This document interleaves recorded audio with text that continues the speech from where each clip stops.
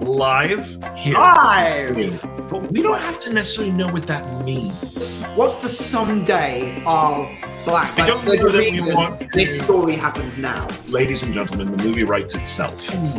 Ooh. Well, I'm still streaming. How do I stop streaming? No! It's Monday, but it feels like a Thursday. Interesting. Yes, it's Monday, but it feels like a Thursday. You know Not a what I bad mean? one. Yeah, no, I actually really do know what you mean. Yeah. Welcome everyone to Ben and Jake Write a Movie live on Thursday. No, I mean No, hang on. Monday. What year is it? November 7th. You know that this is our 30th episode? Amazing. That's 30 incredible. episodes, man. 30 episodes of this.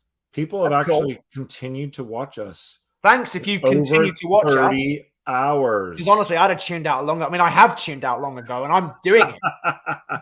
No, honestly, Yeah. it's been really fun. And Yes. not all Indiana Jake. I just noticed that. I'm Ben. This is Jake. We Hello. are Ben and Jake. This week, Are we the same Ben and Jake of Ben and Jake Write a Movie? we are not. Oh, okay. They're a different kind. Yes, Wasn't they're it funny that the different. other Ben and week, Jake. when we went on to podcasts, there are a bunch of Ben and Oh. Jake podcasts. Oh, there's other Ben and Jakes on YouTube. We're not the only Ben and Jakes. I mean, I know it was it, but like, that's interesting, isn't it? That like multiple people have I Podcast know. with I'm telling people ya. called Ben and Jake. I'm surprised by that. Seriously. I mean, It's kind of crazy. it's either really interesting or just like so many people have a podcast nowadays. That is possible. It's probably Raphael and George, probably several of those. Right, No. right. So this week we're going to be streaming exclusively on YouTube. We are. We don't know how it's going to go. We may go back to doing Facebook and Twitter. Because But- we're threatening Facebook's takeover by Elon Musk, right? Right. Right. You mean Twitter? Or you purposefully Oh, say hang it? on, wait, it's Twitter? Oh, I get confused.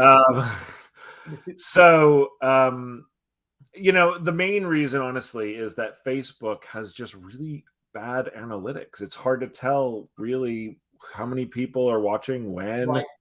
And the more we try and kind of get this to where we have the most engagement possible, Yep.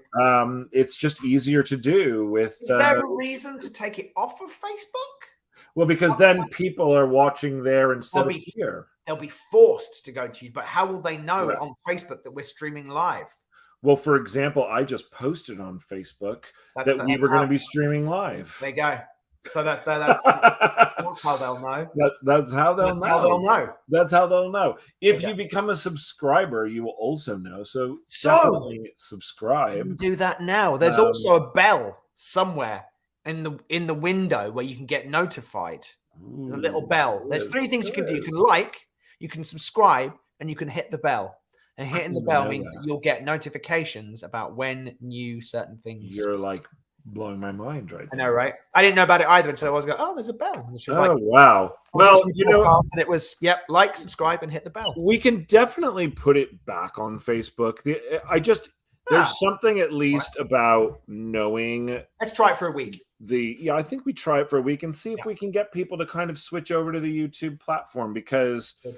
I don't know, Facebook there, it's hard to even see how many people even engaged. So anyways, point is, here we are on YouTube. We'll see if you watch us live. Maybe you will, maybe you will. won't. Maybe But you here's won't. the exciting thing. We are now on Spotify. We are. It took us a minute to figure that out, didn't it? Yes. But we had a few Good. requests from people over in the Reddit screenwriting group who said, Mhm. "Can you be on Spotify?" And so we have now done that. So if you are watching on YouTube and like to consume your podcasts audibly or Audibly. audibly, I as writer, I speak good English. Yes? Audibly.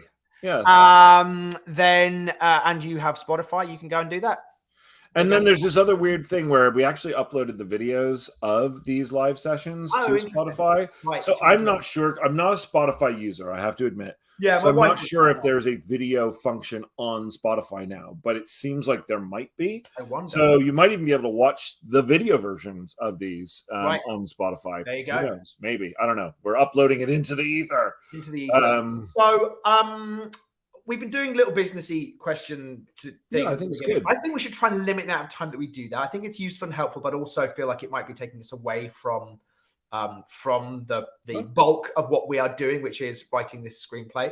So maybe why don't we give ourselves a little time limit on that and see if we can do it within 15 minutes? Yeah, okay. We can do like 15-minute business talk question. 15-minute business talk. We can do that. We can do that. Yeah. Yeah.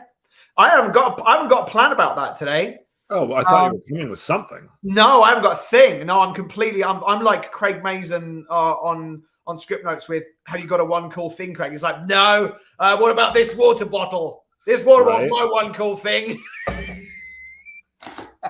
I have a topic. I don't know if we'll be able to do it in 15 minutes, but I have a topic.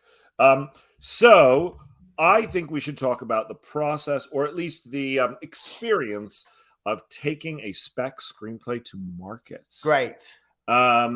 Jake and I, we currently have a spec screenplay out in the world. So fingers crossed. Yes. Hey, we'll call it a spec screenplay for all intents and purposes. Yeah. Right. Yeah. Well, it's a spec. Yeah. Kinda. It's been specced again. Spec. It was originally. I mean, look. The backstory is. I'm going to take up some of our 15 minutes now, Jake. It was a project that we sold to Sony 6 years ago. We got it back. Pitch. It was an original. Yes. That we then sold to Sony. Yes. Back in 2015, early 2015. Yep. And we wrote a draft for Sony, and then things happen as they do in Hollywood, and they decided not to go forward and make the movie. But there's this nice little thing that the Writers Guild allows you to do. After 5 years, if there's been no active development on your project, you have the right of reacquisition. It is a right as a union member to have. And because of that right, we were able to ask Sony for our script back. Yes. And the terms are that we have to pay them everything that they paid us. Yeah. But here's the fun part about it. We're not going to pay them. No. We're hoping we're going to find someone else to pay them. Yeah. So in this case, we had a draft, but of course it was a first-ish draft. So the reason I say it is a spec screenplay is because what we then did is we spec'd two more drafts of that script for both our producer, from both the producer and the actor attached to star. Correct. Yeah. And so we now have a new version of that screenplay that is out in the market. We have a wonderful director and a wonderful actor both attached. Yeah. And the process is an interesting one. Yeah. So what happens when you let's say got everything packaged up, you've got all the pieces in place. What happens then? Well, what happens then all depends on who your pieces of your package are, honestly. Yeah. But the idea would be then to make a list of where to go, right? If you have a super high-powered producer, they may be the ones who are making that list. If you have a super high-powered director with their own production company, then they may be the ones running with that list. And where to go, we mean studios who are actually going to make buyers. Any buyers. Yes. Depending on the size of your movie, will also determine what buyers you're going to. Right. Your agents will hopefully be involved in that. Your manager will hopefully be involved in that. Yeah. Your lawyer probably isn't involved at this stage yet. No, probably not. But they are waiting in the wings, knowing that a project is going out to the town. Yes. Hoping that there will be an offer. And so you make that list, and usually based on the package, you're going to go to places where there are relationships. Go to places where you just know they're looking for this kind of material. You know that they can afford this kind of project. You know that they have been, wanting to work with this actor, wanting to work with this director. Very, mean, sometimes it's our relationships, but most of the time, everybody else's relationships. It's a combination, and sometimes you might, have a list of studios, and you might go, who likes who at what studio? Yeah. So you might go, okay, well, we've got a relationship with this exec over here, and they might go, well, we have no relationships there at all, so that's great. And the other one might be, well, we've got this relationship and we've got this relationship. Which one is more important? Yes. And bringing back all the way to a previous conversation we had about relationships in this business, because this is one of those moments where having those relationships are important. Not because they're going to definitely buy your script, but because you have a warmer read. And by warmer, I just mean that they've read you before, they know you can work, they know you can write, or they've worked with the director before, they know they can pull it off. And so there's just a little bit more acceptance in terms of, okay, this script may not be ready to shoot tomorrow, but I have faith in the team around it that we can get it there. So once you have that list, then again, it depends on the situation. Either your reps or your producer will start to make calls. And this is where having a log line might help you, because your reps and your agent have to call up the executives at these various places that they've all determined are the best executives to go to. And they have to say, hey, I've got a script written by Ben and Jake, and it's got this director and this actor. And they're going to go, cool, what's it about? And they have to be able to say what it's about. In a way that makes the executive go, yeah, I'd like to read that. Yeah, totally. Right? Yeah. So now, having the log line helps. I mean, the log line, they might read the log line, or they might just go, oh, it's a great, in this particular case, fantasy heist movie set in ancient Arabia. So-and-so's attached to star, so-and-so's attached to direct, and it's been produced by blank. Interested? Totally. And I think that all depends on how high concept your idea is. Yeah. Excuse me. Yeah. So if your idea is easily pitchable in 3 words, and you can go, it's a fantasy Santa movie, in space. Santa in space. Then you don't need a full log line. But if you have a slightly more complex idea that needs a little of explaining, you're going to need to probably have something to help your reps or your producer actually pitch that. Yeah. Interestingly, in our case, in this particular situation, because the movie was developed at a previous studio, we wrote a letter to potential new buyers saying, here's the history of the project. And this is what we would like to do with it moving forward. We'll see how that goes. We'll let you know. And then you hope that everyone that your agent and producer has called, everybody on this master list that they've compiled, goes, yeah, I'd like to read that. That sounds cool. And then the script is sent out. And the script is sent to these buyers who are reading your script. And in the old days, like the old days, you mean 9 years ago, 2019. I mean, even I feel like it's been getting worse and worse and worse ever since we sold Winter's Night. But there used to be urgency behind reading those scripts. I assume that there still is, depending on the project. Right. I can only funny though, isn't it? Because it does just feel like we were saying today. Our script went out on Friday, and we might not hear back for 2 or 3 weeks. Yeah, which is weird. Which is weird for a screenplay, because I feel like I can read a screenplay in 2 or 3 hours. I don't know why it's taking places. Is there a backlog? I don't know. Maybe there is. Maybe there's just an enormous backlog of scripts that studios are reading. Maybe there is. But it does just feel at the moment that things are taking a really long time for things to get read. And I don't know, genuinely don't know the answer. I think there is... I think there's a lot of development that was probably purchased during the pandemic.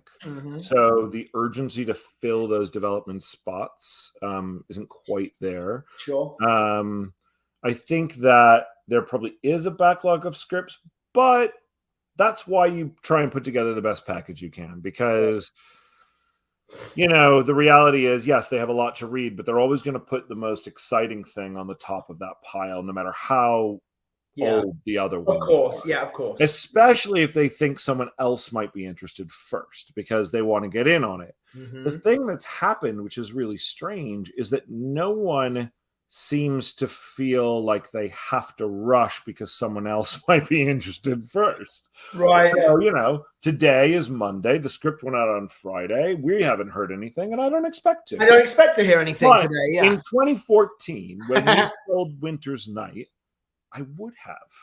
Yeah. And so I don't really know what's changed. But it was interesting, wasn't it? Because even when The Princess went out, went out, and we had a, it was 2020, and we had and it weeks and weeks before we heard. I want to say it was about 3 weeks, and we were kind of going, "Oh, it hasn't sold."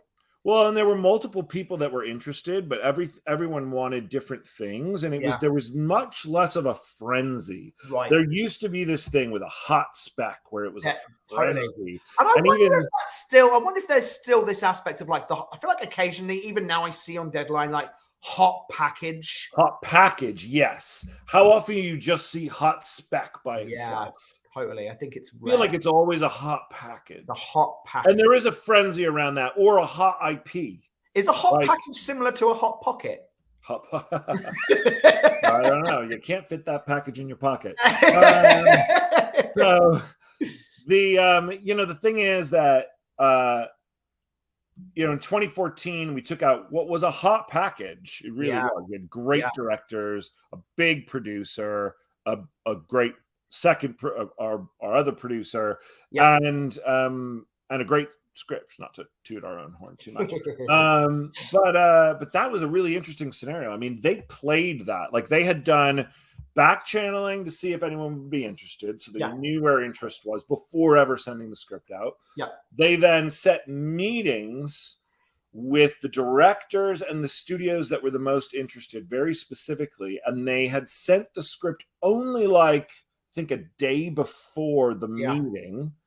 And then they told everyone, don't give us an offer yet, even if you're interested. They like our agent at the time played it like there's going to be an auction on Friday. You can place your offers then. And it was a very ballsy move, I think. But I think he had at least 2 people contact him at that point saying we might be interested in this, to know that there was going to be at least some kind of an auction. And then that Thursday night, we got a call saying there's 5 studios interested. We're going to have an auction tomorrow morning. And that was a really kind of crazy, frenetic, interesting thing. You had Deadline articles updating the course of that bidding war. I don't see that very often anymore.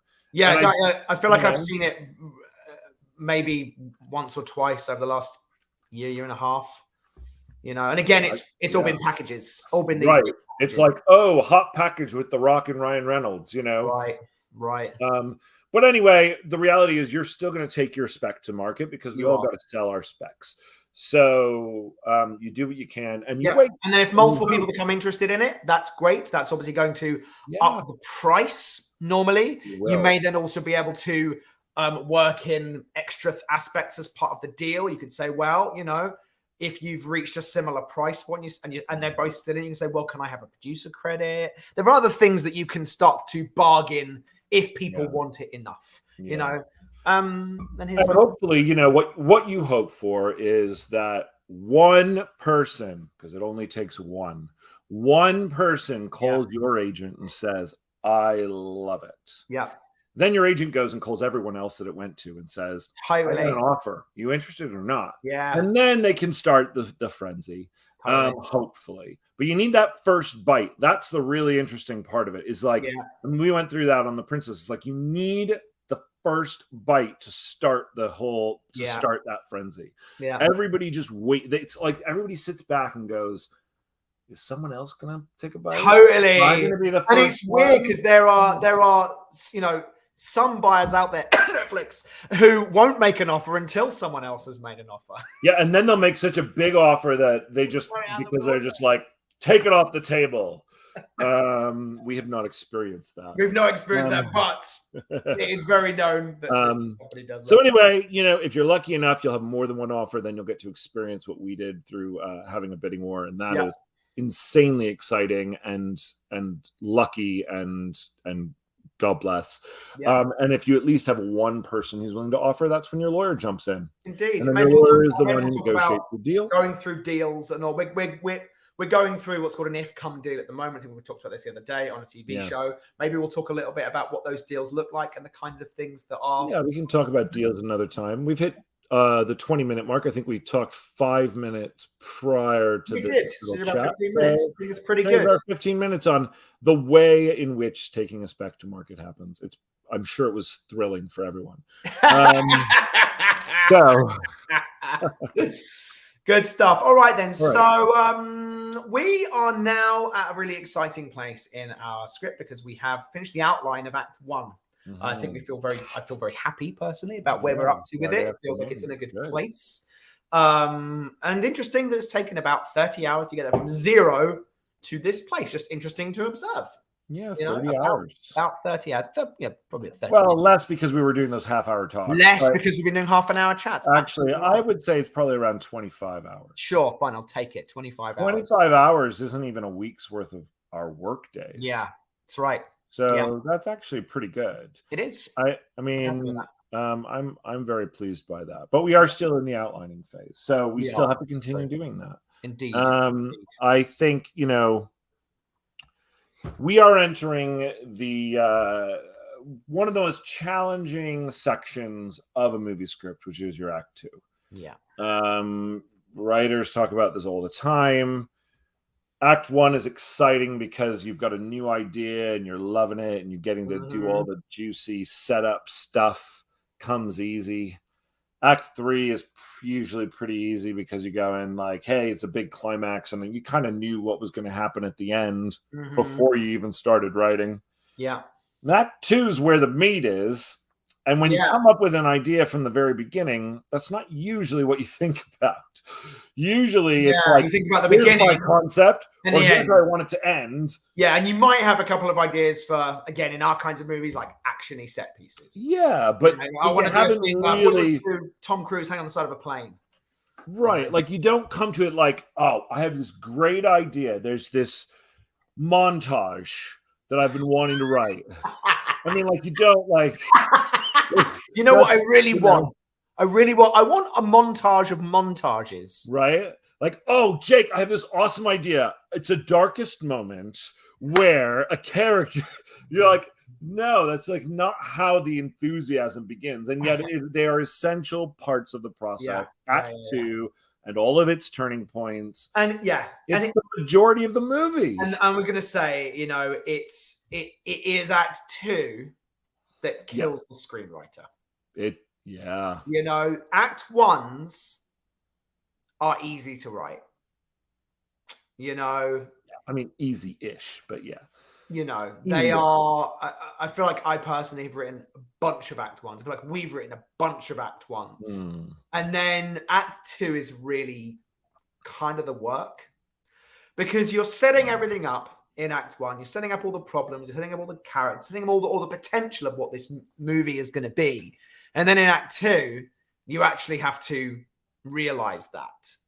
And you may find that you go, oh, hang on, there was a really good setup here, but maybe there's not a movie here. And that happened. You go, oh, maybe this is better as a TV show. Oh, yeah. Maybe this is better as a comic book. Yeah. Or maybe this just isn't good at all. Maybe it's better in the trash.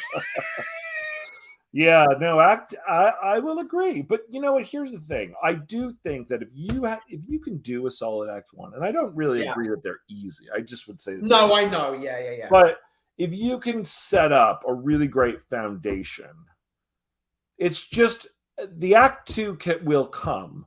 It's just fucking hard. How much resilience? How much are you? How much banging your head against the wall are you willing to do? Yeah. And that's also why we outline, because man, if you go into an Act 2 without knowing where you're going, and we've done that. And we've done that before. We've gone, we've outlined Act 1. We're so eager to get writing, right? That we'll just start writing, and you get Act 1 done, then you go, but you're at the same place, and then you do get stuck. And then what's difficult about that is I feel like you're going from being in motion on a screenplay to then stopping and then thinking about it again. Yeah. And that can there's something very wonderful about, and we've said this a lot, what we really like to do is actually write. Weirdly enough, we actually enjoy writing. At the end of the day, we go, oh, you probably think we just enjoy talking. I know, right? But we do actually enjoy writing. And you get a great creative buzz from that. You really do. It's fantastic. I love being in that creative flow. And if you then have to stop that and then go back to kind of more heady work, planning work, other side of the brain work, then I think it can kind of stop that and stop that flow. And we've experienced that a few times where it's been like, oh, you know. So all of that being said, we're about to enter into this place. And there's a couple of ways I think you can kind of make it easier. We tend to, while we do 3 acts, and we've talked about this before, we also do sequences, and we kind of do an 8 sequence structure as well. Yeah. So sometimes, like everything else, starting macro and moving down can help identify what scenes should happen where. I do think on our scratch we did a little bit of that, which is good. And we should probably look at that to see what our big moments are. I mean, ultimately, you have to know what your midpoint is going to be, because you have to know what you're working towards in the first half of Act 2.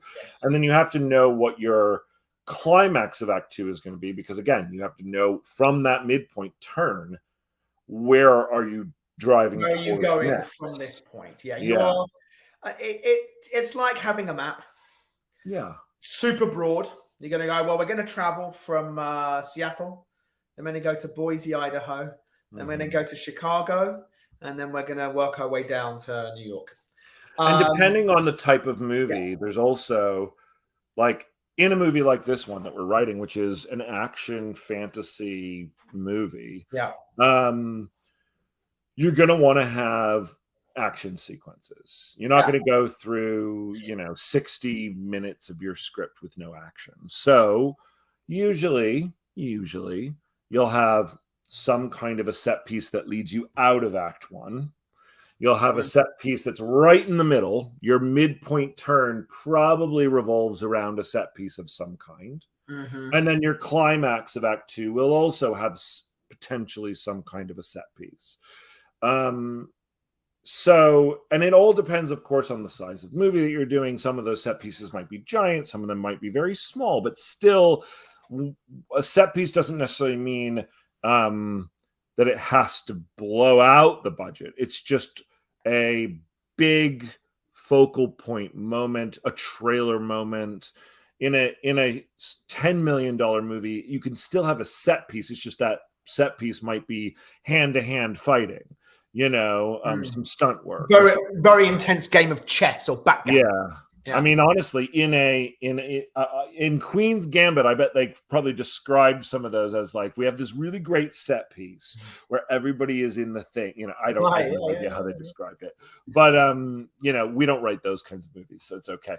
But usually, some kind of explosive in the metaphorical sense moment. And hopefully those set pieces revolve around plot and character, because that's what you want. So you can link those to a turning point.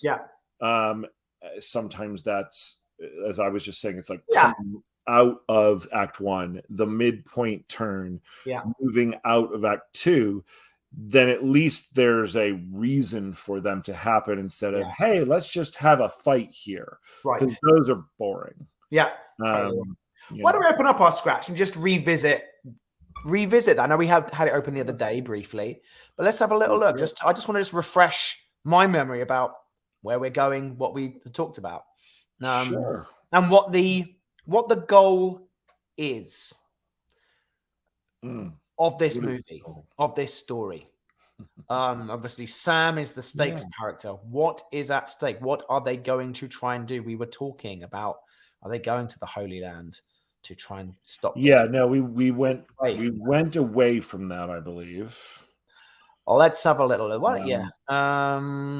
Okay, so keep going up. Well, so 2.1. So climax, demon finds Sam, but guess what? Other demons are coming too. We get a big fun set piece. Demon forces Sam to come with her. We now have this Hank character in here as well, our human demon hunter type character, creating lots of wonderful conflict. Thus creating a conflict-based relationship to start. Sam sees that the demon is a demon by catching a glimpse in the mirror or something. Again, we'll figure out exactly how she knows. So Act 2.1 in our scratch pad says, on the road, scene where she gets the lowdown, we get the lowdown, but only what the demon knows. God has a plan for you, and that's why hell is after you. Again, different where we're at the moment. This is very different. I wonder if we have another, sometimes with scratch pads, we have multiples. Keep going. Yeah. I'll just read this just for a second. The demons are after us, as well as the police who think Sam has been kidnapped. Yes. Fun biker gang obstacle, maybe. They get to the Middle East. Sure. Again, we've yeah, this has to do with the Celestials and the demons, and we've gone away. This was our old idea. Old one. Right? This was the old thing. So as we kept going through this, we talked about characters, research list, new take. All right. So Charlize is going to realize the Antichrist is here. The demons are coming, so she goes to find Hank. She doesn't go and find him. Let's see. Recruits Hank in a fight to join their cars. They kidnap Sam. They discover that if she takes a human life, she'll become the Antichrist. That could still work. Zod and his crew are coming after them. Cops also coming after them. First part is about finding Sam and deciding what to do with her while keeping the demons away from her. Then she's captured, and we need to get her back before she cracks and does the one thing that will turn her to pure evil. That's all we actually have for the structure of this new. So while we were talking about maybe moving away from the concept of going to the Holy Land, we haven't got it actually in a structural sense. So let's have a little talk then about what Act 2 and ultimately the ending of this movie. There's going to be elements. Can we just refresh ourselves on where Act 3 was in this slightly older one? Act 3 and the older one was in the Holy Land. But regardless of whether it's in the Holy Land or not, what plot elements are there was an angel we talk about? Okay. Climax of the movie. Climax of the movie. Charlize shows up and tries to rescue Sam in time, but it turns out Sam and her have planned for this fight all along. Demons are here to fight, win. The villain Angel faces the consequences. None of this is relevant. The Angel rips him a new one, takes his wings, and sends him to hell. Okay, yes. So there's stuff that we need to kind of re-look at. Yeah, from where we're up to right now, because we've had a lot of conversations. The idea is continue to move forward and develop and evolve. So I think that's just what we need to have a look at. Devolve. Yes. I guess the big questions that I will ask, and I think some of this still works for me, would be first, what is our big midpoint turn? If we are now on the run, which we are, we've just seen Hank and Charlize escape, taking Sam hostage, cops seeing them go. We're on the run. One of the things we talked about is, and I'll just new Act 2. Yeah. One of the things we talked about was, and the question that we had not answered is, what is their plan from here? And I think that, and one of the things we talked about was that they don't actually know yet. And so they find a place where they've escaped who's looking for them, and they can at least take a moment to breathe. I had mentioned watching, the old man. My guess is you didn't do your homework. I watched The Bear. The Bear. You didn't tell me you watched The Bear. I watched The Bear. Yes. Did you enjoy The Bear? I enjoyed The Bear. I enjoyed that episode 1 of The Bear. Yes. Great. Yes. Episode 1, so you watched 20 minutes. Okay. So I mentioned this moment in The Old Man where they pull into this clearing and he lets her out of the car and all that. But the point being that there needs to be a moment early on whereby Sam becomes an active part of this crew and not just a hostage. Yes, someone along for the ride. Yeah, I don't find those characters that interesting. You know, yeah, well, especially if they're tied and gagged in the trunk. They're not going to be very interesting either. Totally. But you know, but even if they're not, like, there's just this aspect of, you know, it's kind of almost the damsel in distress. I'm not interested in that. You know, Yeah, I'm interested in exploring agree. this character and seeing how they become fully evolved in that sense. Yeah, no, I mean, Sam's got to have an arc. Clearly, if she's not active and present, she can't fulfill that arc. You know, so very early in Act 2, we're gonna release her and have to convince her that she needs to stay with us because the fate of the world truly is at stake. Right? Yeah, but there needs to be a turning point, a major turning point at the middle of the movie that takes us from probably running. I mean, a lot of times in chase movies, you end up having a big turning point, whether it's at the end or whether it's in the middle, whereby the chase gets flipped around, whereby we have to now stop running. We have to either go after a person that's been kidnapped, or we're going to hold our ground because there's no point. Well, let's have a little look at Terminator 2 as being an example. And again, we haven't rewatched it yet, but I think we'll just kind of have a little conversation about. Yeah, I remember it pretty well. Yeah, same. Yeah. So the first part is Arnie finds John Connor, and then they decide, and again, I can't fully remember why, to go and get Sarah Connor. I think because Arnie says something along the lines of, you know, he'll go for your mother. It's an easy target, and he's like, no, we got to go and get there first. Yeah, so we've had the very first part where we've been running from the Terminator with the T-1000, and we've escaped. We've discovered that the parents are dead. The foster parents are dead. And then the next movement is we got to go and break Sarah out of the. And that's probably it's probably around 2.1, really. I would think we call 2.1. It's what they say in the hero's journey is like the gaining of allies. Totally, absolutely. Right. Sarah is their only ally. Yes. So they go there, but sure enough, the T-1000 meets them there. Yep. You know, I think is already there. Yeah. You know, and now this is a movie, granted, Terminator 2 has a lot of set pieces. They're amazing. It's a big movie, and it's kind of a long movie too. Sure. But yes, they another go break awesome out set Sarah piece in the hospital. Yes, right. So they go and break Sarah out. Then they go on the run, and when they're on the run, Sarah kind of goes a bit rogue and is like, I'm going to go and find Miles Dyson and stop all this before it happens. Yeah, I mean that's kind of the turning point in the movie, right? Totally. She goes off. She leaves, and they we go after her. They go after her. They find her just before she kills Miles Dyson. And they go at Dyson's house where Dyson says, I'll help you. Yes, and they go. That's where the movie shifts. Yes, we are going to stop running, and we are going to. Our goal changes. It's not just escaping the T-1000. It becomes, if we can destroy this, we can stop Skynet for good. Totally. So they go to Cyberdyne Systems to go and get access to the robotic hand and the chip. Massive set piece. Massive set piece. Huge and awesome. But from a character perspective, we've stopped running and we're now on the offensive. Correct. But, of course, the T-1000 is going to... Isn't actually in that sequence, though. That's just against... Shows up right at the end. Shows up right at the end, I think, after they've already escaped, but then races after them. We have then another set piece. And then I feel like we're into Act 3. Oh, yeah, chase. Well, that movie has so many big set piece moments that the moments in between the set pieces are quite small, actually. Sure. They're really effective, though. I mean, you have the moment where they're in the desert, and you have that great character scene with John and Arnie. Yeah. You know?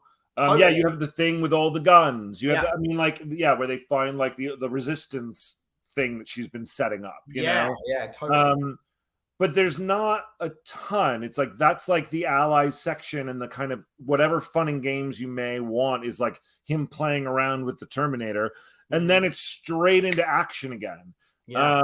And same with the first Terminator, honestly, is so much movement. The number of times that they slow down are very small, but every time you do, it's a very important part of the story. It's how the story is effective on a character level. It's interesting though, because just talking through Terminator, there were, I think, 4 major set pieces that we just described. Escaping the T-1000 in the LA River. Before that, you have the mall. Yeah, I guess it's all part of that, isn't it? It's all. I mean, that's like probably like a 10-minute. It's probably a 10-minute sequence. Yeah. So there's that one. Then there is breaking Sarah out of the hospital. Yeah. Then there's Dyson or Dyson going to get it really. No, that's not a set piece. It's then Cyberdyne system. Cyberdyne, yeah. Then the end. Yeah, so got 4 major set pieces. But each one of those is humongous. Oh, absolutely huge. But you know what's interesting? You say that when you count that out. When we were talking to an executive at Universal once, that's and right, they described how they come up with the Fast and the Furious movies. Not surprisingly, they start with the set pieces. And they do 4. Yeah. 4 major set pieces in each Fast and the Furious movie is what they start with. I couldn't tell you if that's what they end up with, but that's where they start.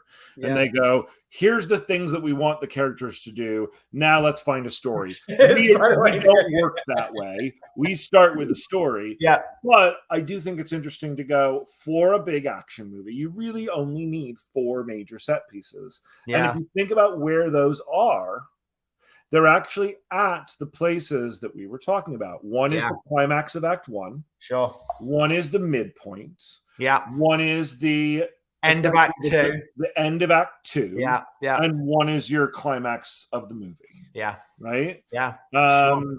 Now, interestingly, that actually isn't 100% true for T2. Where would you say the the way they do it in T2 actually is there's no set piece at the midpoint. You have a 2.1 set piece and a 2.2 set piece. It's the midpoint happens in the characters. That's it. Is that there is a change of direction, a change of focus. We're not going to run anymore. We're going to take the fight to him.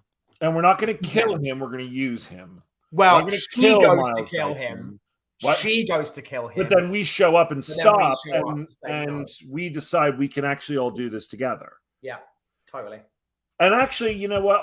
I gotta say, like, having a 2.1 and a 2.2 set piece also really, really works. And I think that actually that might serve this movie really well. Instead of having a midpoint set piece, what is our...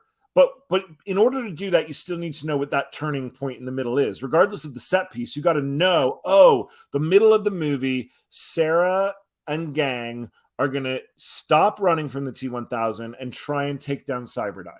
That's your middle of the movie turn, right? Sure. Yeah. So what is our middle of the movie turn when we've got Charlize, Sam, and Hank on the run from the demons and the cops? Mm-hmm. And their whole thing is that Sam, in theory, could become the Antichrist. They have 2 options. Either we kill her, and that stops her from becoming the Antichrist, but they've already chosen not to take option A. Yeah. Option B is still always an option. But it is still always an option.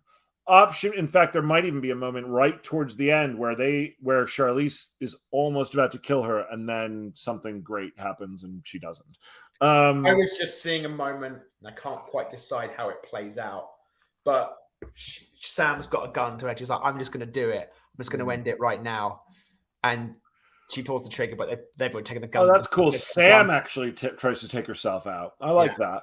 Yeah. Now, here's the thing, though. Option B is unclear. What is option B? And that's it. It is unclear. Option B is we just run forever. And these were some of the conversations we had early on. Yeah. Because I felt, and it bumped me that was the choice. Just run forever. There must be a something that we can do to stop this from happening. You know, well, I guess so. Here's the question: when Arnold gets John Connor, pre everything that Sarah brings to the table, what are his two options? I mean, his only option is we've got to get you away and we've got to protect you. We run forever. Get you in hiding. We live in a cabin somewhere in the woods so that you can grow up and become the leader of the rebellion. I mean, that is it. We'll be on the run forever. Mm-hmm. Sarah brings in a new perspective and thus gives them an option B, but ultimately fails. I mean, they end up on the run again. Well, they don't fail. They've got it with them. They haven't destroyed it yet. Well, but I mean, I guess it depends on whether you believe Terminator 3 actually happens or not. But what I mean by that is they don't blow the chip up and the arm up at Cyberdyne. They take that with them, and they're going to then destroy that with them at the end, which they ultimately do. Yes. But I don't know that that's I don't know that they're headed towards the factory where they ultimately ultimately because they're being chased. Yes, they end up. We have to deal with. Fortunately, they end up at a place where they can do it. Had they ended up in an ice cream store, they'd be fucked. They would be but fucked. Instead, they ended up in an ice cream factory, fucking metal factory. Yeah, thank goodness it was a metal factory and not an ice cream factory. Right, like, thank goodness, you know, Sarah Connor has a really good knack for ending up in factories. That's what I was saying again. It was like is a really good factory finder. Well, in both Terminator 2 and Aliens, James Cameron just copies the ending of the first film, and no one goes, "That was a complete copy of the first film." They just go, "Yeah, it works really well." And everyone did that for Star Wars, you know, like when they basically just copied Star Wars and Force Awakens. Everyone was like, "That's just a copy," and you go, "It was weird, wasn't it?" Because I felt that way. I was just like, I didn't feel fresh. But when James Cameron does, you're like, it's great. Yeah, you're like, dude, you just ripped yourself off. Like, how many plot moments in Avatar 2 are going to be the exact same as in Avatar? I wonder, but I am excited. I am too. Yeah. I love Cameron movies. I mean, I do too. Yeah. I do too. Here's what's going to happen. In it. They're all going to get on a big boat at the end because it takes place at sea, and that's going to slowly sink. And the two avatars are going to die. But the point is that they end up running again. And so while we're talking about option A, option B, whatever, they never go in that movie, we're going to go up against the T-1000. In the original Terminator, they never go, you know what, we're going to take a stand against the Terminator. That's not an option. That is not part of their options at all. Yeah. But in Terminator 2, they go, there is a way to defeat this thing without having to defeat it. Right. And that is what I think we're looking for here. Yes. You know, there has to be how can we, it's not get rid of the curse, it's not a curse, but how can we get rid of the curse? Essentially, that's an option C. Like, whereas in the Terminator, it was option A is to run forever, option B is to go to Cyberdyne, because going up against T-1000 isn't even an option.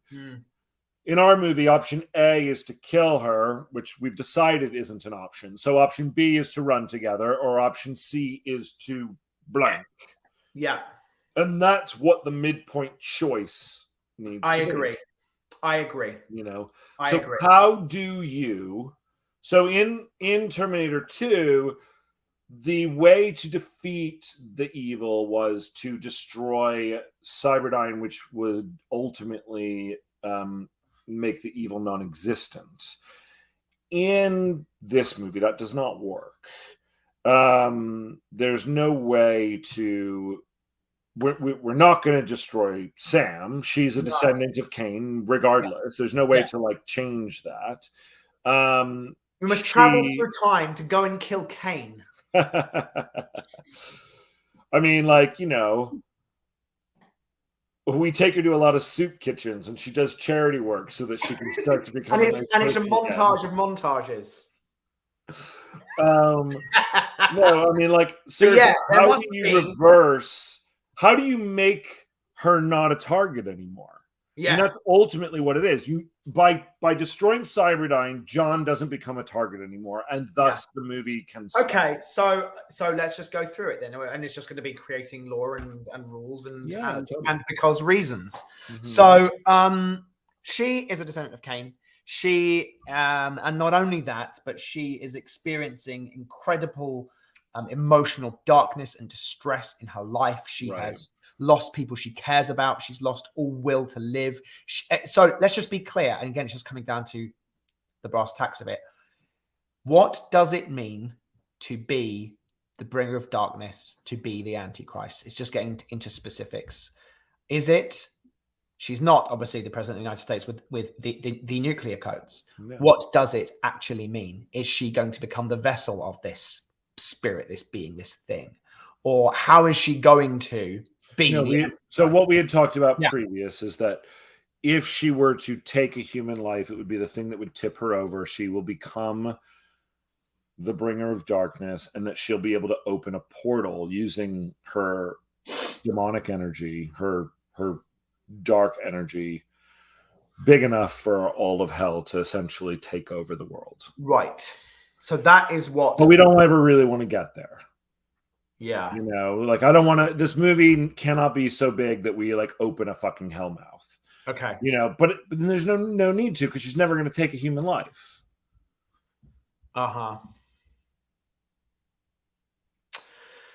Yeah, it's just trying to figure this part out, isn't it? I'm just kind of going, what's the way to stop that from happening? I mean, if it's just as simple as taking a human life, just lock her up. I mean, you know, good. But then how do you know that the demons won't keep coming for her and break her out? Right. Great. So that's not an option. And again, this is a debate they can have on screen as well. Right. I mean, like, well, but like, that's why, like, running forever at the moment until is not an option. They're always going to find you.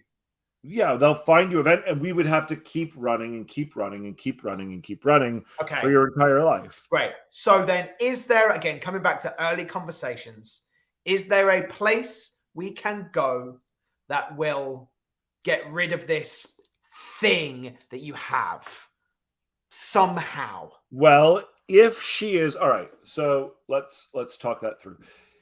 If the reason that she could be the bringer of darkness is because there's so much demonic evil energy that that has grown inside of her, that has come out through her life experience, that it exists within her, she has so much darkness, then the way to reverse that would be to somehow alleviate the darkness. Right. Somehow make her, good. And there's only one place we can do that. Disney World. Disney World. Like, if we were going religious with it, it would be like, you need to be baptized. Sure. Some thing like that. Yes, it would. Yes, it would. If we were, going to do something whereby, like, what would be a way to... Like, they basically decide, they're like, Charlize looks at her and says, this girl is one action away opening a fucking portal to hell. Sure. The good, if I was smart, I would just kill her right now, because then it'd be done. But I'm not that I won't be that person. I'm not that demon anymore. Yeah. And so I would go, well, there is one other way. And the other way is to actually not make her the bringer of darkness anymore. Yeah. How the fuck do you do that? Well, the reason she became the bringer of darkness is because of all the fucking darkness in her life. Sure. And the fact that she walked a very dark, fucked up path. And as a result, because she's a descendant of Cain, that manifested into demonic energy. Sure. So we have to remove that darkness. So we go and buy a lot of kittens. And that's it. They go to a kitten store. They go to a kitten farm. in Tucson, Arizona. Right. We're going to rescue a bunch of dogs and kittens. Totally. And throw a birthday party. Right. But, you know, I mean, coming back to early conversations, what I feel that we're doing a lot today, which is great. If it were as simple as you've got to get her to X because that's got the, like, if it were going to be I'm just going to use the baptism as a thing. Like, can't just be anywhere. It needs to be this special Baptist font in New York. Then I go, okay, cool. Now I know we're traveling from Portland to New York. We're going to a specific place. Yeah. You know? Yeah. I mean, where would be... It's very clean. Is what I like about that. I just go, I understand. I don't like the baptism thing because I'm not sure I do. It doesn't feel fresh to me. I hear you. I agree. I'm just using that as a placeholder. Yeah, no, I get it. I get it. Like I'm wondering if there's another place on Earth that we could think of as like the ultimate place of pure energy. Like, if this is dark energy, if she is demonic energy, what would be a place not necessarily religion based, but actually just spiritually based, that would be the ultimate point of pure good energy? Sure. And is there something like what? Disney World. Yeah. What is that place? You know, is it like the Sedona, Arizona, Himalayas in a monastery? Maybe. Is there a pool that is supposedly the, you know, I mean, do you take it to the pool of Bethesda in Jerusalem? But again, it feels religious. It does in that sense. But is there like, you know, a something on a ley line, something in a, like, some sort of mythical, like Stonehenge, in the middle of Stonehenge. Sure. Kind of it was one of the things we talked about. It was earlier on too. Yeah, like do they have to go to and actually what's quite fun about it is if it's not something we would expect, it would be even funnier. So tonally, it's like we have to go to bad example. We have to go to Mount Rushmore. Why Mount Rushmore? It's the place. Well, I didn't know this. It was built on sacred ley lines. What? You know, like, wait a minute. We have to go where? You know, it's like, is there something fun? It can't be too funny and too goofy. No, it can't. Fun. It can't. You know, like you have to go to, you know. I mean, it could be somewhere kind of random if we were like, you know, or it could be somewhere like it could be somewhere we know. It could be somewhere we know. You know, it's Stonehenge. It's you know, St. Peter's. It's wherever, somewhere in Jerusalem, whatever. It could be any of these things. Could be somewhere. Is it the spot of the first murder? Is it where that happened? There's actually a thing and we have to go there and do something there, and it's somewhere in. I was just thinking, like, is it something that, and this goes to like maybe like what demons have done and why and how, and the fact that like there's there really is no counter to demons on the earth other than human goodness, right? So like, is it a place that the demons have created almost propaganda throughout time to think that it's a bad place, but actually they did that on purpose? That's interesting. Where would that be? Croydon. No, I mean, where do you think of as like, you know, like imagine if it was like, you know, Mount Doom. Oh, we've made you think Mount Doom is the worst place in Middle Earth, but actually it's quite nice this time of year. The skiing's wonderful. Actually, it's the one place that's all about pure goodness, you know. Totally. Yeah. We're gonna have to continue to dwell on this because we're about to hit an hour. Oh man, we didn't really get into it. We didn't really get, but here's the thing. This is it. We get to this moment and we go, okay, we're delving further into Act 2. What is the rest of the movie going to be? We've went into it knowing it, and now we're going, oh, does that still work? But it's okay. It's why we outlined it. Yeah. It's why we do the Yeah. work. And again, And everything still works. It's just figuring out. I mean, even just what we just came up with. Yes, it would be great if it was a place that we know, but like you said, there could be a pool in the Amazon rainforest. Totally. That is actually the Garden of Eden that nobody realizes is the real Garden of Eden. Completely. And I'd be down with that. Yeah, totally. This was the original location. This of is Garden the of Eden. actual Garden of Eden. The what? Totally. The actual Garden of Eden. This and is where it's it the was only back place then. that we could remove your demonic energy. Yeah, totally. Yeah, So we have to get there. We do, and we will next time on Ben and Jake Write a Movie. Next time. All right. Join us tomorrow, guys. Oh, announcement as well. Announcement really time. Fun. Yes. This Friday at 11 o'clock in the morning, Pacific time, we will have a very special guest, and his name is Derek Kolstad, the creator of the John Wick franchise. He has agreed to come on Ben and Jake Write a Movie and talk about his process. So super fun. Yes. Come and join us, and make sure you subscribe so that you are alerted to when we go live. Yeah. And you can be here for that interview. Yeah. All right. Thanks, dude. Bye.